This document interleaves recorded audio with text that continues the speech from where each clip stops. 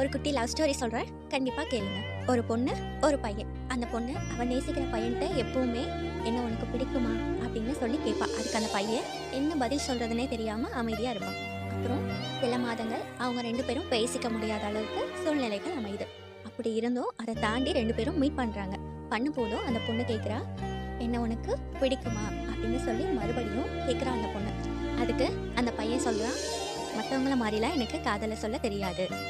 உன்னை நான் நேசிக்கிற அளவுக்கு மற்றவங்க யாரும் நேசிக்க மாட்டாங்க அப்படின்னு அந்த பையன் சொல்கிறான். அப்புறம் அந்த பையன் நம்ம கல்யாணம் பண்ணிக்கலாமா அப்படின்னு சொல்லி கேட்கறதுக்கு அந்த பொண்ணும் சம்மதம் சொல்லியிருக்கா. அவங்க வீட்டில் இருக்கவங்களும் சம்மதம் சொல்லிட்டாங்க.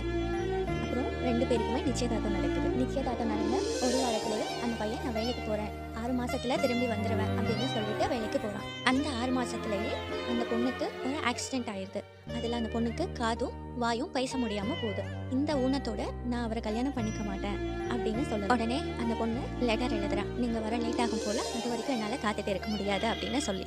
அந்த பையனும் அந்த லெட்டரை பார்த்துட்டு பதறி போகிறான். கால் பண்ணுறான், மெசேஜ் பண்ணுறான். ஆனால் எதுக்குமே பொண்ணு ரிப்ளை பண்ணவே இல்லை. அப்புறம் அந்த பொண்ணு இங்கே இருந்தால் தான் பிரச்சனை அப்படின்னு சொல்லிட்டு வேற ஒரு ஊருக்கு போகிறாங்க. அங்கே சைன் லாங்குவேஜ்லாம் கற்றுக்குறாங்க. அப்புறம் சில மாதங்கள் கழித்து அவங்க ஃப்ரெண்டு அந்த பொண்ணை பார்க்க வராங்க. கையில் இன்விடேஷன் கார்டோடு வராங்க. அந்த பையனுக்கு கல்யாணமா அப்படின்னு சொல்லி அந்த இன்விடேஷன் கார்டோட வந்து அந்த பொண்ணுகிட்ட கொடுக்குறாங்க. அந்த பொண்ணு பார்க்கும்போது அதில் அந்த பொண்ணோட பேரும் பையனோட பேரும் இருக்கிறத பார்த்து அதிர்ச்சி அடைகிறாங்க.